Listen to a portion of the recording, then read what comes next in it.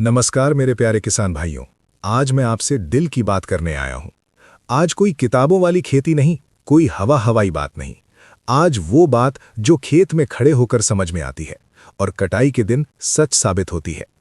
आज गेहूं की उस अवस्था की बात करेंगे जो अगर हाथ से निकल गई तो फिर चाहे जितना खर्च कर लो, पछतावे के अलावा कुछ नहीं मिलता।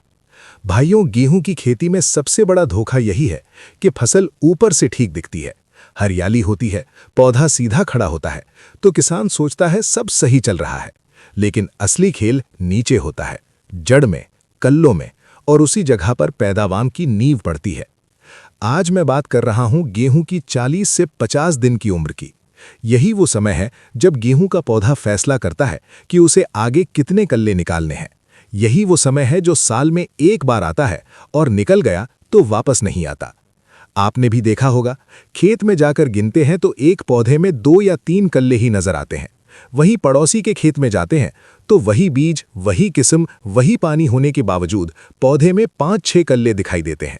तब किसान का मन अंदर से जलता है और सोचता है कि आखिर कमी कहाँ रह गई। मैं जिम्मेदारी से कह रहा हूं, कमी जमीन की नहीं होती, कमी किस्म की नहीं होती, कमी मेहनत की भी नहीं होती। कमी होती है सही समय पर सही काम ना करने की। कृषि विज्ञान केंद्रों की रिसर्च साफ कहती है कि गेहूं की पैदावार सीधे सीधे कल्लों की संख्या पर निर्भर करती है। जितने ज्यादा मजबूत कल्ले उतनी ज्यादा बालियां, और जितनी ज्यादा बालियां उतना ज्यादा उत्पादन। अगर कल्ले कम है तो आगे की सारी मेहनत सीमित होकर रह जाती है। 40 से 50 दिन की अवस्था में पौधे के अंदर एक अलग ही हलचल चल रही होती है। जड़ें फैल रही होती हैं, नई शाखाएं निकलने की तैयारी में होती है। अगर इस समय पौधे को सही पोषण और सही संकेत मिल जाए तो वो एक बीज से कई गुना बढ़ जाता है। लेकिन अगर यही समय यूं ही निकल गया तो पौधा खुद को सीमित कर लेता है। फिर चाहे आप बाद में कितनी भी खाद डाल दें, पत्तियां तो हरी होंगी लेकिन कल्ले नहीं बढ़ेंगे। आज मैं आपको कोई जादुई दावा नहीं कर रहा। जो तरीका मैं बताने जा रहा हूं वो कृषि विज्ञान पर आधारित है, वो कृषि वैज्ञानिकों की रिसर्च पर आधारित है, और सबसे बड़ी बात, वो हजारों किसानों के खेतों में आजमाया हुआ तरीका है। बहुत से किसान सोचते हैं कि कल्ले बढ़ाने के लिए बस यूरिया डाल देना काफी है, लेकिन सच्चाई ये है कि केवल यूरिया डालने से बात नहीं बनती। यूरिया तभी काम करता है जब उसके साथ संतुलन हो, नमी हो और सही समय हो। इस समय गेहूं को सिर्फ नाइट्रोजन नहीं चाहिए, उसे ताकत चाहिए, उसे सहारा चाहिए, उसे ये संकेत चाहिए कि अब उसे नीचे से फैलना है, मजबूत होना है और ज्यादा कल्ले निकालने हैं। अगर इस समय सही तरीका अपना लिया जाए तो खेत की तस्वीर ही बदल जाती है। 10-15 दिन के अंदर अंदर पंक्तियां भरने लगती हैं, मिट्टी दिखनी बंद हो जाती है, पूरा खेत एक सार घना और हरा नजर आता है। किसान इसी को बोलचाल में कहता है कि खेत काला हो गया, और यही काला खेत आगे चलकर रिकॉर्ड तोड़ पैदावार देता है। लेकिन ध्यान रखिए, ये मौका हमेशा के लिए नहीं है, ये आखिरी मौका होता है। देर की तो पछतावा तय है। बहुत से किसान यही गलती करते हैं कि सोचते हैं कल कर लेंगे, परसों कर लेंगे, और जब तक फैसला करते हैं तब तक समय निकल चुका होता है। आज मैं आपको पूरा तरीका बताऊंगा, कितना खर्च आएगा, कैसे देना है, कब देना है और क्या क्या सावधानी रखनी है। और मैं दावे के साथ कह रहा हूं, अगर आपने ये काम सही समय पर कर लिया तो कटाई के समय खुद फर्क देखेंगे। अब आगे मैं आपको बिल्कुल साफ साफ बताऊंगा कि 40 से 50 दिन की अवस्था में ऐसा क्या किया जाए कि गेहूं में कल्लों की भरमार हो जाए और खेत सच में काला दिखाई देने लगे। अब ध्यान से सुनिए, क्योंकि यहां पर किसान सबसे बड़ी चूक करता है। बहुत से लोग सोचते हैं कि अगर फसल 40-50 दिन की हो गई है तो अब जो होना था हो गया, लेकिन सच्चाई इसके बिल्कुल उलट है। यही वो समय है जब थोड़ी सी समझदारी पूरे खेत की तस्वीर बदल देती है। कृषि विज्ञान केंद्रों की रिसर्च साफ बताती है कि गेहूं की फसल में कल्ले बढ़ाने के लिए इस समय पौधे को 3 चीजों की सबसे ज्यादा जरूरत होती है: सही मात्रा में नाइट्रोजन, नाइट्रोजन को काम में लाने वाला सल्फर, और जड़ तथा नई शाखाओं को ताकत देने वाला सूक्ष्म तत्व। जब ये तीनों चीजें सही समय पर मिल जाती हैं तो पौधा खुद को रोक नहीं पाता और तेजी से फैलने लगता है। अब मैं आपको बिल्कुल सीधी भाषा में तरीका बताता हूं। अगर आपकी गेहूं की फसल 40 से 50 दिन की है और खेत में हल्की नमी है या आप पानी देने वाले हैं तो ये काम करना है। खेत बहुत सूखा नहीं होना चाहिए और पानी से भरा भी नहीं होना चाहिए। हल्की नमी इस काम के लिए सबसे सही रहती है। प्रति एकड़ लगभग 20 से 25 किलो यूरिया लेना है। इससे ज्यादा नहीं। इसके साथ 8 से 10 किलो सल्फर या जिप्सम लेना है और 1 किलो के आसपास जिंक सल्फेट लेना है। यही वो फॉर्मूला है जो सही समय पर सही असर दिखाता है। अब किसान के मन में सवाल आता है कि इतना कम डालने से क्या फर्क पड़ेगा, लेकिन याद रखिए, खेती में हर चीज मात्रा से नहीं, समय से असर दिखाती है। सही समय पर दी गई थोड़ी सी खाद गलत समय पर दी गई बोरी भर खाद से कहीं ज्यादा काम करती है। यूरिया पौधे को तुरंत नाइट्रोजन देता है। नाइट्रोजन से पौधे की बढ़वार तेज होती है और नई शाखाएं निकलने लगती हैं। लेकिन अगर नाइट्रोजन अकेली दी जाए तो उसका पूरा फायदा नहीं मिलता। सल्फर नाइट्रोजन के असर को कई गुना बढ़ा देता है। सल्फर की मौजूदगी में पौधा नाइट्रोजन को बेहतर तरीके से उपयोग करता है। जिंक का काम और भी अहम है। जिंक की कमी में पौधा ऊपर से हरा दिख सकता है, लेकिन अंदर से कमजोर रहता है। जड़ें ठीक से नहीं फैलती और नई शाखाएं निकलने में दिक्कत आती है। जब जिंक सही मात्रा में मिलता है तो जड़ मजबूत होती है और कल्ले तेजी से निकलते हैं।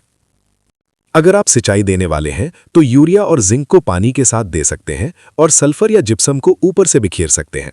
अगर खेत में पहले से नमी है तो तीनों चीजों को मिलाकर समान रूप से पूरे खेत में छिड़क दें। एक बात बहुत जरूरी है, इस काम के बाद खेत को ज्यादा छेड़ना नहीं है। तुरंत कोई भारी दवाई या खरपतवार नाशक नहीं डालना है। पौधे को समय दीजिए, उसे अपना काम करने दीजिए। इस काम के 7 से 10 दिन बाद जब आप खेत में जाएंगे तो फर्क साफ दिखेगा। पौधे के नीचे से नए कल्ले निकलते हुए नजर आएंगे। जो पौधा पहले 2 या 3 कल्लों का था, उसमें 4 या 5 कल्ले दिखने लगेंगे। 15 से 20 दिन में खेत की शक्ल पूरी तरह बदल जाएगी। पंक्तियां भरने लगेंगी, नीचे की मिट्टी नजर आनी बंद हो जाएगी। पूरा खेत एक सार घना और हरा दिखाई देगा। यही वो दृश्य है जिसे देखकर किसान कहता है कि खेत सच में काला हो गया। अब एक जरूरी चेतावनी भी सुन लीजिए। इस समय ज्यादा लालच बिल्कुल नहीं करना है। सोचकर मात्रा बढ़ा देना नुकसान कर सकता है। ज्यादा नाइट्रोजन से पौधा कमजोर हो जाता है और बाद में फसल गिरने का खतरा बढ़ जाता है। याद रखिए, ये कोई रोज का इलाज नहीं है। ये एक बार सही समय पर किया गया सही काम है और यही काम आगे चलकर आपकी पूरी मेहनत का फल तय करता है। अब आगे मैं आपको बताऊंगा कि इस तरीके से कितना फायदा होता है, किन बातों का ध्यान रखना जरूरी है और कटाई तक कैसे फसल की देखभाल करनी है ताकि एक एक कल्ले से पूरा दाना निकले। अब मैं आपको वो बात बताने जा रहा हूं जो किसान कटाई के समय महसूस करता है।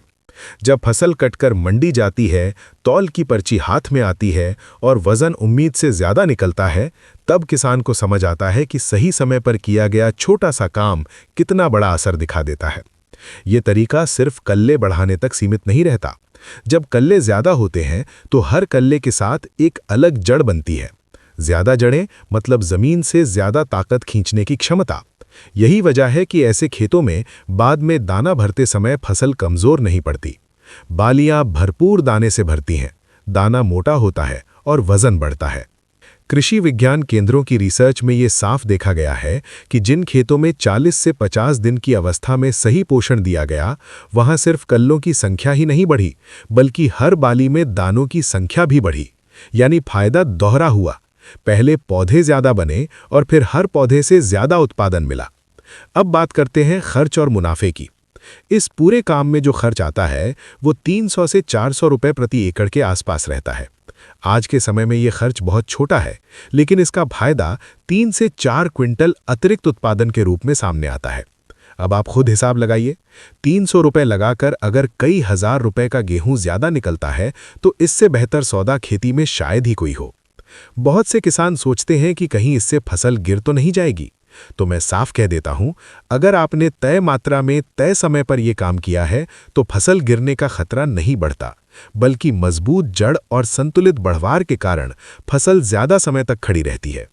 लेकिन अगर लालच में आकर मात्रा बढ़ा दी या बहुत देर से ये काम किया तो नुकसान हो सकता है। इसलिए बार बार यही कहा जा रहा है कि सही समय और सही मात्रा सबसे जरूरी है। अब फसल की आगे की देखभाल की बात कर लेते हैं। इस काम के बाद पानी संतुलित रखें। बहुत ज्यादा पानी भराव न होने दें और बहुत ज्यादा सूखा भी न पड़ने दें। जरूरत के हिसाब से सिंचाई करें। अगर खरपतवार बहुत ज्यादा है तो 7 से 10 दिन बाद हल्का नियंत्रण किया जा सकता है, लेकिन एक साथ कई काम न करें। अब एक बात छोटे किसानों के लिए खास तौर पर कहना चाहता हूं। जिनके पास 1 या 2 एकड़ जमीन है, उनके लिए हर क्विंटल बहुत कीमती होता है। यही तरीका छोटे किसान को भी बड़े किसान के बराबर खड़ा कर सकता है। क्योंकि यहाँ जमीन नहीं, समझदारी काम करती है। खेती में आगे वही बढ़ता है जो दूसरों की गलती से सीख लेता है। जो किसान हर साल यही कहता है कि अब कुछ नहीं हो सकता, वही पीछे रह जाता है, और जो सही समय पर फैसला करता है वही आगे निकलता है। आज आपके पास मौका है। अगर आपकी गेहूं की फसल अभी 40 से 50 दिन की अवस्था में है तो देर मत कीजिए।